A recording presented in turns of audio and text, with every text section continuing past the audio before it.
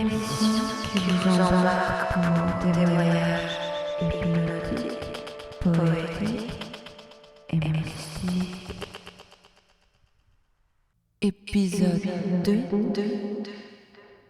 J'irai traverser ton emprise.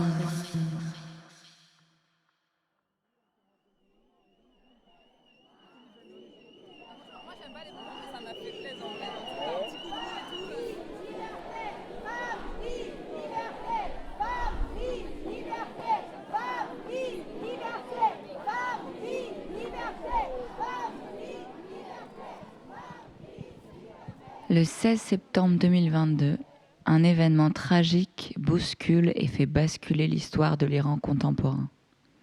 Une femme, Mahsa Amini, kurde, est arrêtée et battue par la police des mœurs en Iran.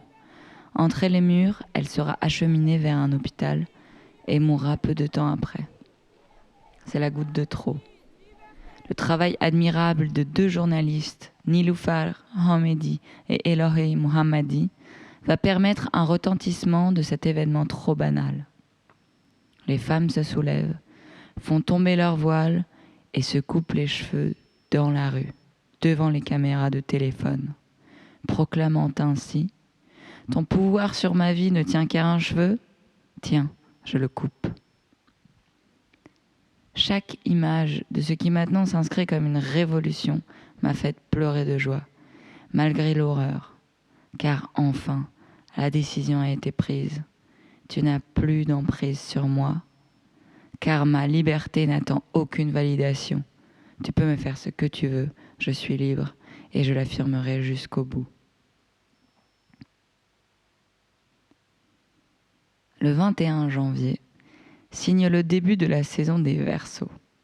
En astrologie contemporaine, la planète qui lui est associée est Uranus. Les planètes associées au signe nous permettent de mieux comprendre les énergies dont ils proviennent. Uranus, c'est la planète de la révolution et de l'innovation. Le Verseau va plus loin, il expérimente, il veut changer le paradigme, mais pas tout seul. C'est le 11e signe, l'avant-dernier signe du cycle des 12 saisons. Il a déjà construit son individualité, maintenant il va aller plus loin, en groupe. C'est un signe dit yang, c'est-à-dire avec une énergie dite poussée vers l'extérieur. Donc, en saison des Capricornes, signe de terre et yin, d'influence saturnienne, on a appris la discipline, le travail, le labeur, la rigueur pour construire ses rêves. On s'isole et on bâtit brique par brique les fondations de nos ambitions. Maintenant qu'on a appris la discipline et le cadre, qu'on s'est retiré pour bâtir les fondations de nos cathédrales, avec le Verseau et l'influence uranienne, on va briser le cadre et créer des choses nouvelles, jamais vues, ensemble. Le Verseau se situe dans l'axe Lion-Verseau, de l'affirmation solaire du moi vers l'affirmation de la puissance du nous collectif. On sort de l'ermitage et on ouvre des brèches pour des festivals collectifs porteurs d'idées nouvelles. Néanmoins, avant qu'Uranus n'ait été découverte, le Verseau était considéré comme influencé par Saturne. Et quand j'ai découvert ça, j'avoue que j'ai plus très bien compris. Comment lier deux énergies qui paraissent aussi opposées, entre le coup de fracas qui fait tout basculer et la persévérance du cadre? Je me suis posé la question. Et finalement, cela m'a permis de mieux comprendre le principe même de la révolution.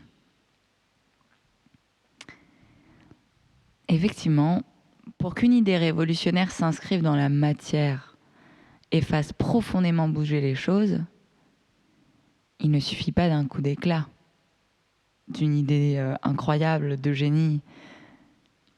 Le Verseau apporte, grâce à ces deux influences, l'intelligence de l'adaptation pour la pensée hors cadre. Car effectivement, on s'adapte à tout, pour le meilleur comme pour le pire. Et c'est d'ailleurs parce qu'on s'adapte à tout, et au pire, qu'il faut parfois tout bousculer. Mais le Verseau se sert de l'adaptabilité pour faire bouger les normes. C'est le grand jeu de la norme et le grand combat contre l'emprise. Car comme les femmes iraniennes nous le rappellent, on ne cesse jamais d'être libre en réalité. Mais il faut s'armer de courage pour se défaire des couches et des couches de croyances qui nous disent l'inverse. Le Verseau est un signe d'air. Et les signes d'air sont souvent associés aux idées et à l'intellect. Et effectivement, la révolution se fait d'abord intimement, dans le siège de la conscience et dans les idées même profondément inconscientes. Pour illustrer mon discours, je vous propose d'écouter un extrait du prophète de Khalil Gibran sur la liberté. Il était une fois cette histoire-là. Il était une fois cette histoire-là. J'ai une histoire à vous raconter. J'ai une histoire à vous raconter. J'ai une histoire à vous raconter. En ce temps-là, en ce temps-là, en ce temps-là.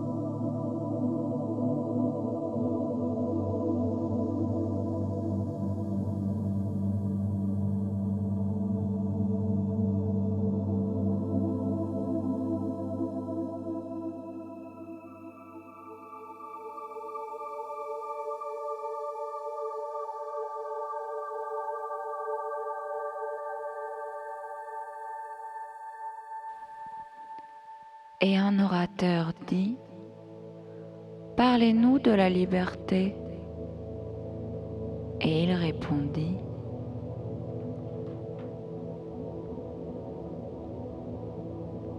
Aux portes de la cité et dans vos foyers, je vous ai vu vous prosterner et adorer votre propre liberté, comme des esclaves qui s'humilient devant un tyran et qui le glorifient alors qu'il les détruit. Oui, dans le bocage du temple et dans l'ombre de la citadelle, j'ai vu les plus libres d'entre vous porter leur liberté comme un joug et des menottes. Et mon cœur saigna en moi. Car vous ne saurez être libre que lorsque même le désir de parvenir à la liberté deviendra pour vous un harnais, et lorsque vous cesserez de parler de la liberté comme d'un but et d'un achèvement.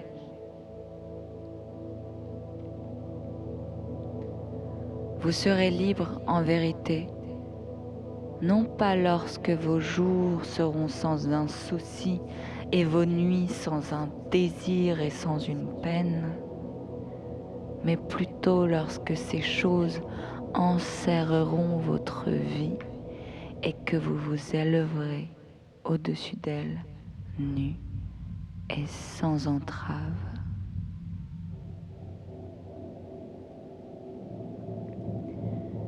Et comment vous élèverez-vous au-dessus de vos jours et de vos nuits si vous ne brisez les chaînes dont à l'aube de votre entendement, vous avez chargé votre heure du midi? En vérité, ce que vous appelez liberté est la plus forte de ces chaînes, bien que ces anneaux brillent au soleil et vous éblouissent. Et qu'est-ce sinon des fragments de vous-même que vous voulez écarter pour devenir libre? Si c'est une injuste loi que vous voulez abolir, cette loi fut écrite de votre propre main sur votre propre front. Vous ne pourrez pas l'effacer en brûlant vos livres de loi, ni en lavant les fronts de vos juges, même si vous déversiez sur eux la mer entière. Et si c'est un despote que vous voulez détrôner, voyez d'abord si son trône en vous est bien détruit.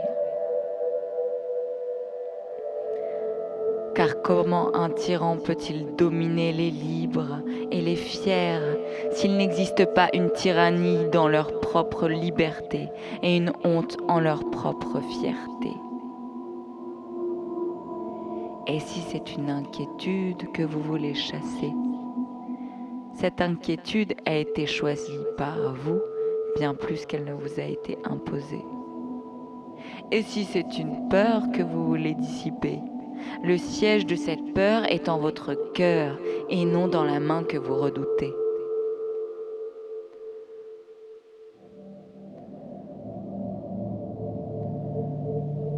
En vérité, toutes choses se meuvent dans votre être intime dans une constante semi-étreinte, celle que vous désirez et celle que vous redoutez, celle qui vous répugne et celle que vous chérissez, celle que vous poursuivez et celle que vous voulez fuir. Ces choses se meuvent en vous comme des lumières et des ombres par couples étroitement unis.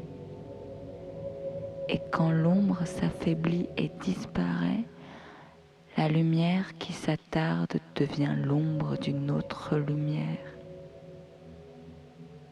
Et ainsi votre liberté, lorsqu'elle perd ses entraves, devient elle-même l'entrave d'une plus grande liberté.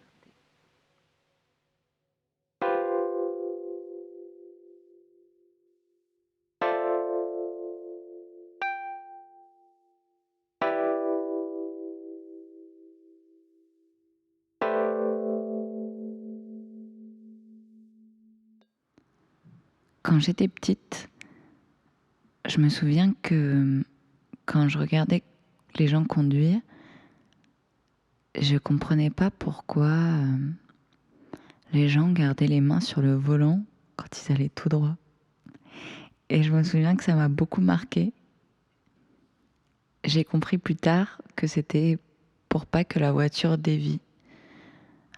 C'est-à-dire que même quand on choisit de diriger la voiture tout droit, il faut toujours garder les mains sur le volant, sinon elle risque de dévier. Du coup, ça, c'est pour vous introduire à une expérience que j'ai faite le mois dernier et que je vais vous raconter.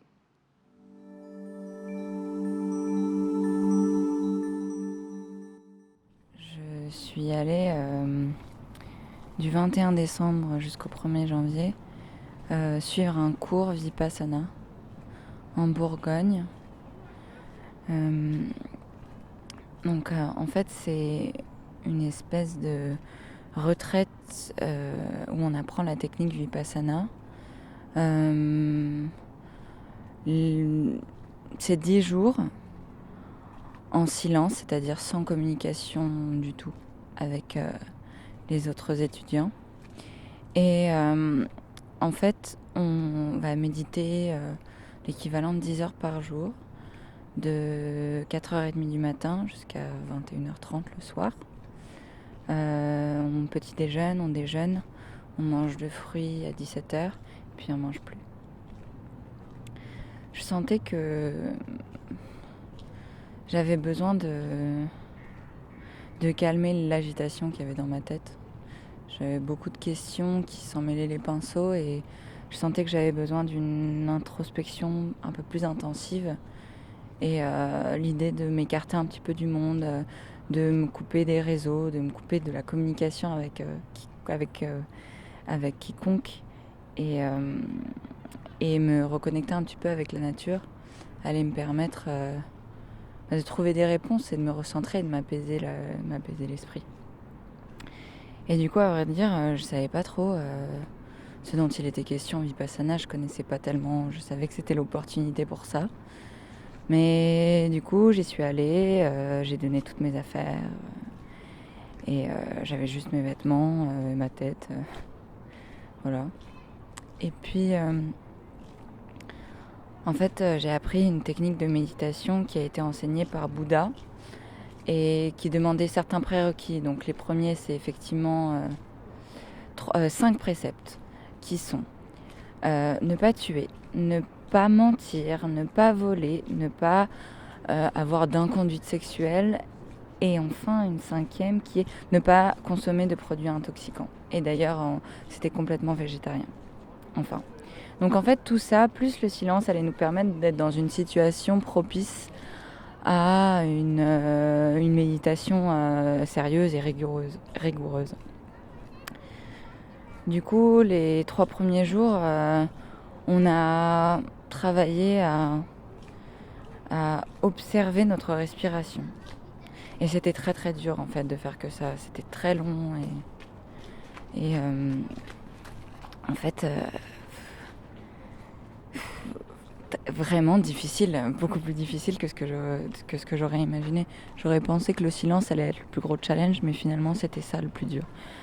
Et vraiment pendant ces 3 premiers jours, on se rend pleinement compte de l'agitation de notre esprit, quoi.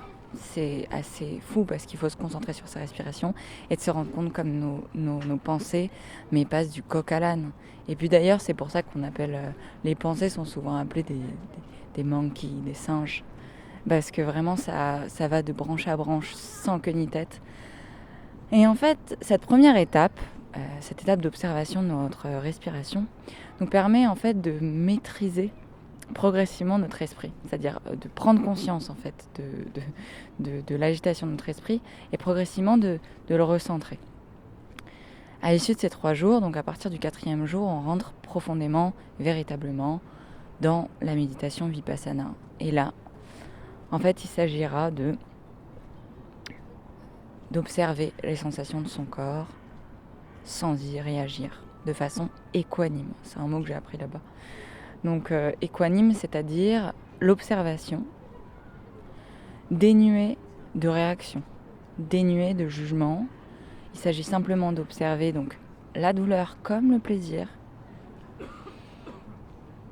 comme un scientifique qui serait en train d'observer des choses dans un microscope et qui regarderait de plus en plus en profondeur mais sans s'y attacher. Parce qu'en fait, et c'est ça tout l'intérêt de cette technique et de ce cours, c'est de prendre conscience de la loi d'impermanence. C'est-à-dire que notre esprit se fourvoie à considérer que des choses nous rendent heureux ou tristes.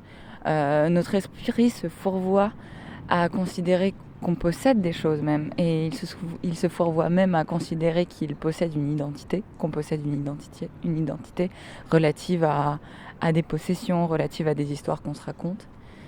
On fait l'expérience en fait de la plus profonde couche en fait de l'expérience de la vie, c'est-à-dire les sensations. Je m'explique. Quand on fait l'expérience du monde extérieur, entre guillemets, c'est un de nos sens qui va faire l'expérience de cette chose-là. Ensuite, on va lui apposer un nom qu'on aura potentiellement appris. Je sais pas, par exemple, je fais l'expérience d'un verre d'eau.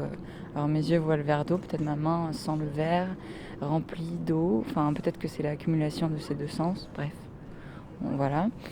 Ensuite, je vais appeler ça donc un verre d'eau. Ceci est un verre d'eau. Et ensuite, selon la sensation, donc ensuite la troisième étape, c'est que ça va me procurer une sensation dans le corps.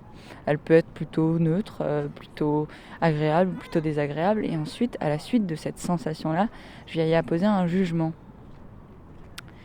Et en gros, la méditation Vipassana nous apprend par la pratique qu'on est complètement déséquilibré dans nos rapports aux choses, à nos expériences, parce qu'en fait, on a un automatisme en fait, on a l'automatisme de réagir aux choses, de muscler en fait notre capacité à réagir aux choses, et notre capacité d'observation, elle est complètement déséquilibrée relativement à ça.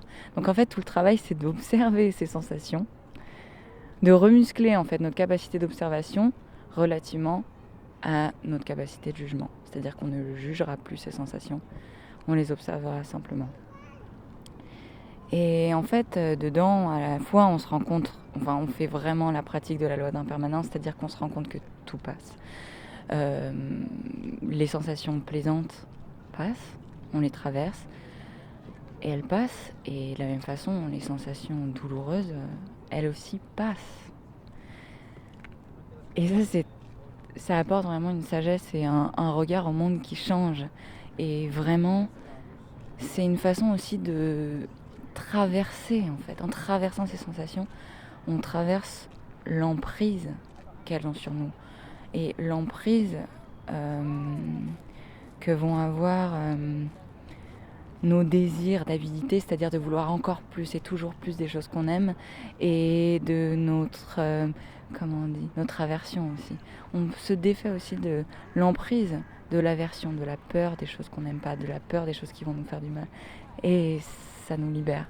Et c'est vrai que j'ai retraversé beaucoup de souvenirs, j'ai ressenti vraiment des douleurs très très vives, mais de façon très très intense. Et quand je les ai vues juste disparaître, je me suis rendu compte, comme j'avais considéré qu'elles faisaient partie de moi, alors qu'en fait c'était juste des sensations. C'est vrai que c'est assez impressionnant. Et cette expérience m'a profondément apporté. Elle m'a apporté vraiment une clé, et elle m'a permis de comprendre dans l'expérience.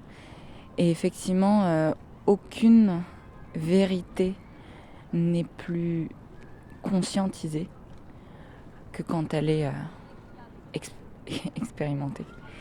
On peut vraiment comprendre les choses, autrement dit, de façon intellectuelle. Mais c'est vraiment qu'une fois qu'on en a fait l'expérience, que la vérité nous prend le corps, quoi. Et c'est vraiment ça, l'apprentissage de Bouddha. Et c'est vraiment cette pratique-là que voulait transmettre Bouddha. Et c'est ce que partage donc cette technique de méditation Vipassana. Il y a quand même une chose majeure dont j'ai pas parlé, qui a été l'énergie du groupe. Alors on était effectivement tous en silence, en introspection, mais on était ensemble. Et franchement, ça donne de la force. Vraiment, ça a permis de tenir. Et il y a aussi vraiment l'idée de rendre le monde meilleur en apprenant à se libérer intimement. Et ça m'a vraiment motivée de voir qu'on était tous ensemble dans cette galère, et que même si on n'échangeait pas des mots, on se portait les uns les autres, en étant présents dans ce périple intérieur. Et ensuite, il y a une autre chose qui m'a énormément motivée, c'est d'observer ma progression, Je me souviens que le deuxième jour, lors du discours du soir, parce que tous les soirs on avait un discours d'1 heure où on nous parlait un petit peu d'aspects...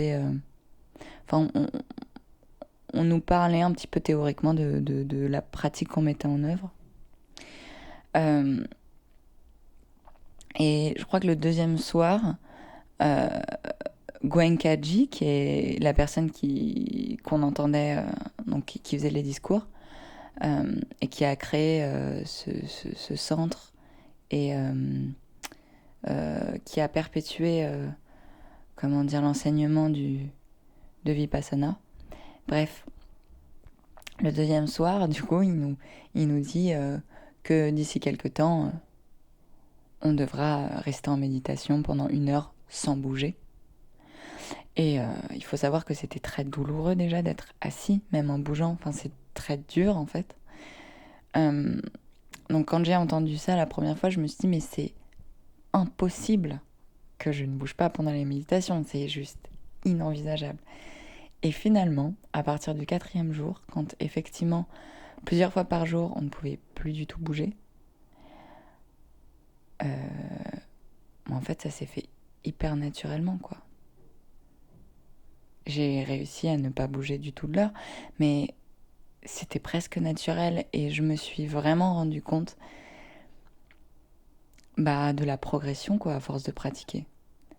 Et ça, c'est hyper motivant. Hyper motivant. Et ça, vraiment, ça aide à persévérer. Ensuite, bon, c'est vrai que c'était pas non plus un long fleuve tranquille. J'ai parlé du fait que j'ai ressenti des douleurs très très intenses. Donc c'était pas simple, parce que plus on observe ces sensations, et on le fait de façon répétée, mais en fait, plus des choses remontent. Donc ça bouscule, ça vient vraiment bousculer. Et donc il y a des choses vraiment douloureuses qui sont remontées, mais aussi je me suis rendu compte, en fait, au fur et à mesure des jours, je me sentais vraiment très très négative et vraiment je me disais mais ça se trouve ça marche pas, je suis à côté de la plaque, il y a un truc que je fais mal quoi, parce que j'ai pas du tout l'impression de progresser vers quelque chose d'apaisé. J'ai l'impression d'être une horrible personne et d'avoir des pensées hyper négatives et de plus en plus négatives. Et en fait, c'est pas tant que j'avais des pensées négatives, mais c'est juste que je prenais conscience de mes pensées négatives. Et tout le boulot, ça a été ensuite de, pareil, de pas juger ça, mais juste d'observer et de ne pas m'identifier à elle. Et en fait, le fait d'observer ces sensations et ces pensées, ça permet de ne pas leur donner plus de poids. Et en fait, il n'y a rien de plus puissant pour lutter contre quelque chose qui s'est ancré dans le corps et dans sa tête que de l'observer avec la plus grande des légèretés, quoi.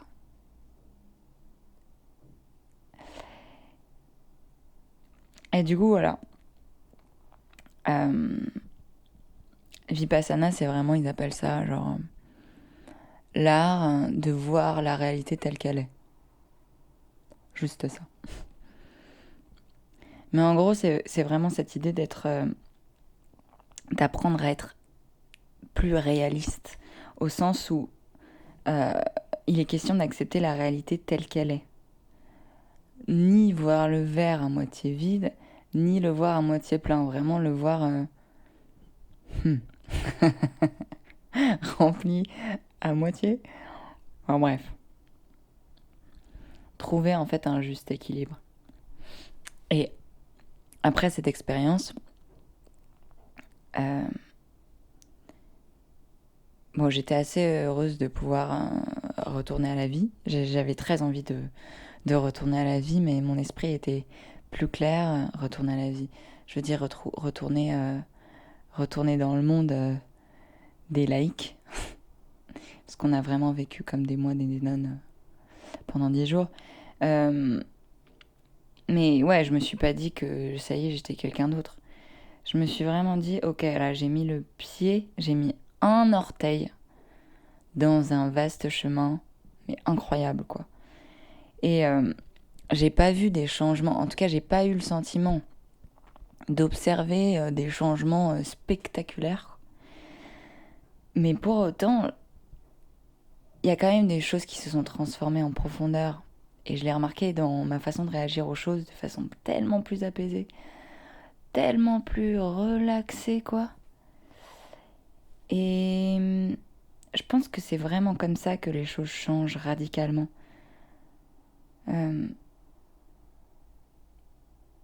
C'est comme si ma voiture, elle avait toujours fait des zigzags et que là, j'avais appris à maintenir la barque. Mais après, il faut utiliser ses bras, quoi. Il faut pratiquer, il faut la tenir. Ça change pas du jour au lendemain par magie. On ne devient pas Bouddha, l'être réveillé du jour au lendemain. Mais, petit à petit, on sait comment le faire. Et c'est ça qui est cool. C'est ça qui est assez génial. Et c'est comme ça que, en fait, on s'achemine vers une réelle révolution, quoi. Et donc, quand je suis rentrée de Vipassana, je me sentais vraiment bien libérée. Et puis ensuite, je suis rentrée dans un rythme qui n'était plus du tout celui d'une retraite. Et du coup, je me suis sentie aussi à des moments plus très bien. Et c'est là aussi où c'est intéressant. C'est-à-dire qu'il ne s'agit pas d'être tout blanc ou tout noir, mais de savoir comment conserver un équilibre et surtout ne pas s'en vouloir et juste observer quels sont ces comportements, ces automatismes et progressivement trouver un équilibre.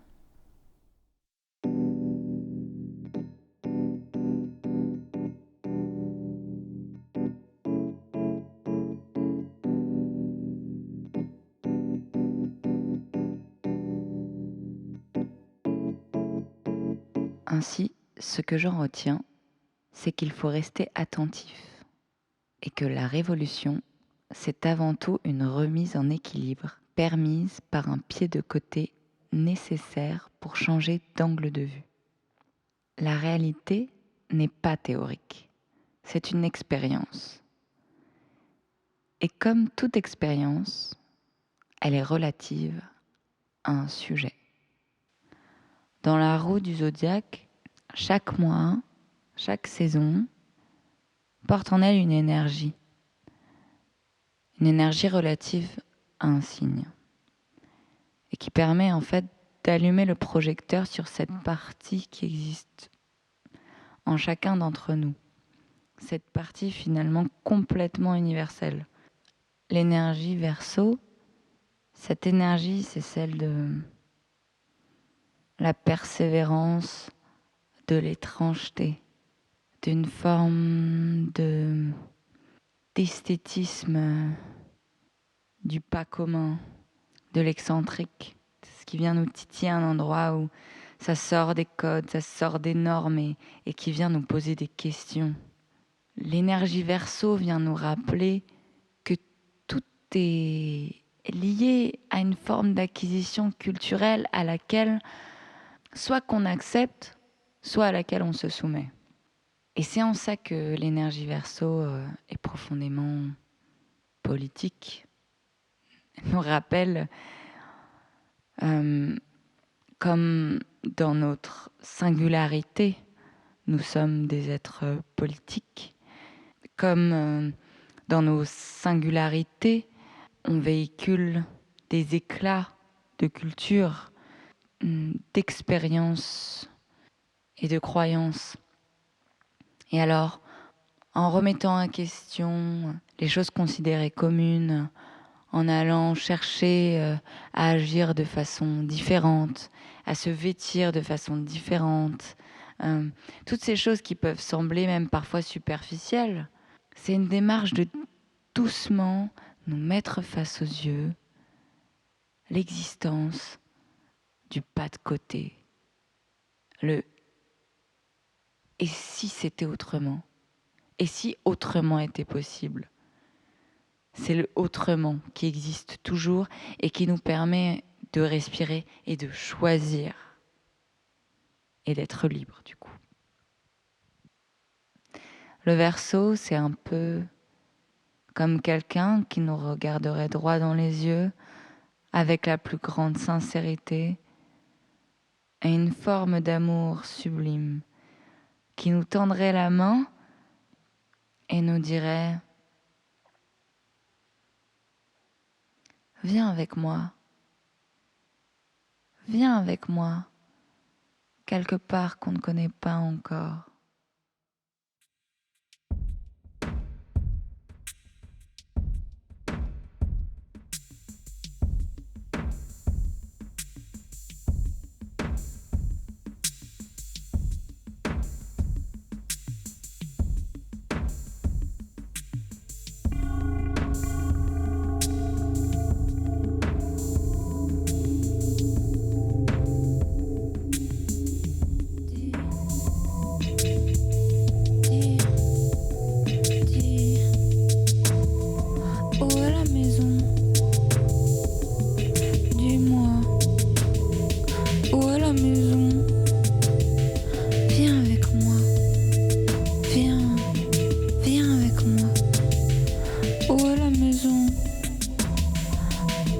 la maison. Viens avec moi. Prends ma main et viens avec moi. Oh, je t'aime. Viens avec moi. Viens avec moi quelque part qu'on ne connaît pas encore. Viens avec moi au bout du monde. Viens avec moi, prends ma main.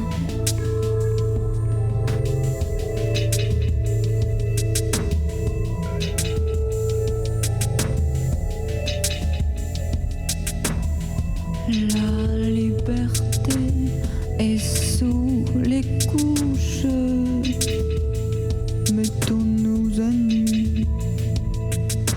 Le marcheur dit, il est nomade.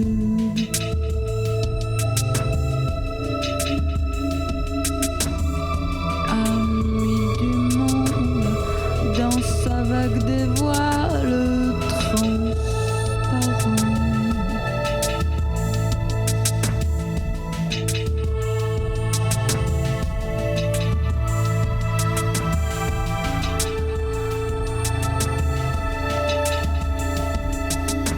J'irai traverser ton emprise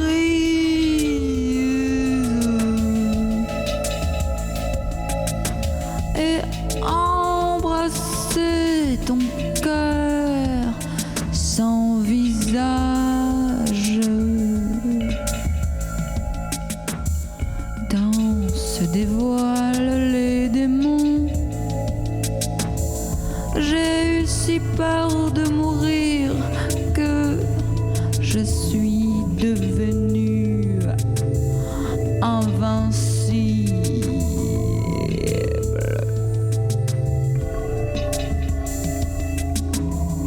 Dansent les démons sous mon ombre.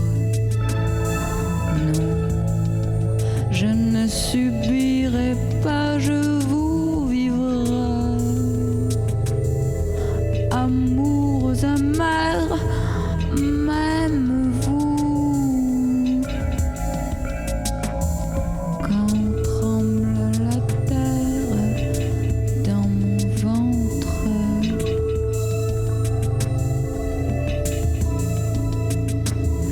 plus loin que la mer,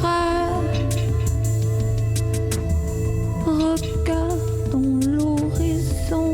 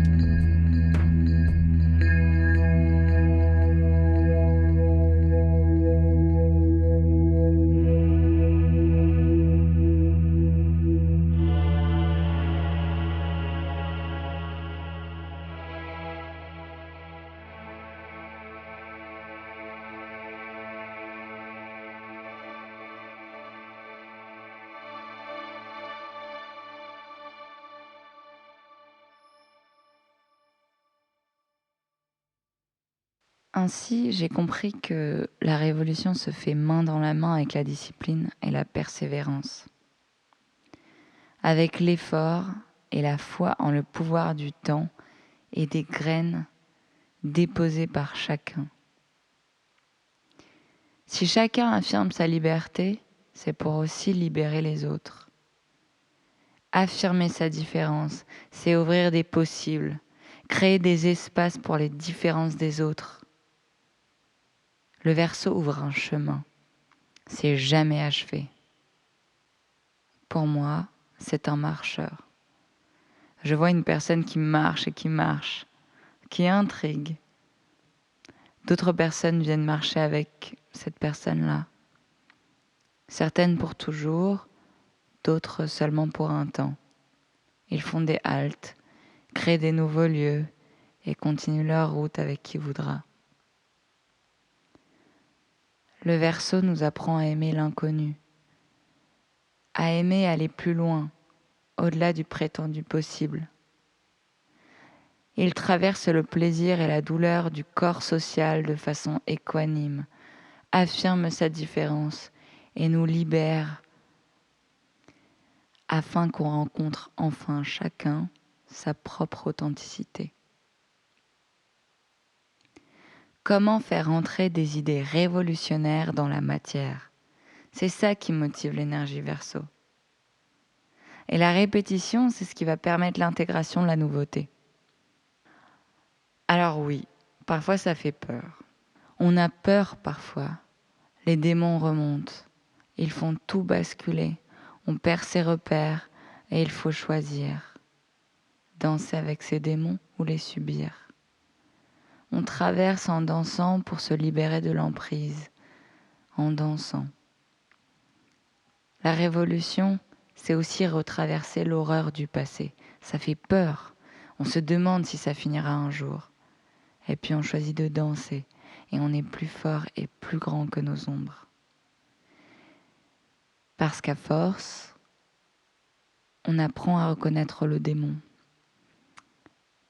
Et on apprend à savoir aussi quand il est temps de mettre à distance ses détraqueurs. Et on se libère, sans chercher le point final de la libération. On danse. Voilà, l'épisode touche à sa fin. Je voulais vous remercier d'écouter Rêve Lucide et je vous dis à dans quelques semaines pour l'épisode 3 sur la saison des poissons pour une plongée en profondeur dans le lac de l'oubli. Ça veut dire femme, vie, liberté. Vive, vive, vive la lutte des femmes, où que ce soit dans le monde. Vive la lutte des femmes iraniennes, de quelque ethnicité qu'elles soient. Vive la lutte des femmes en France et ailleurs dans le monde. Jeune Gianna Azadi.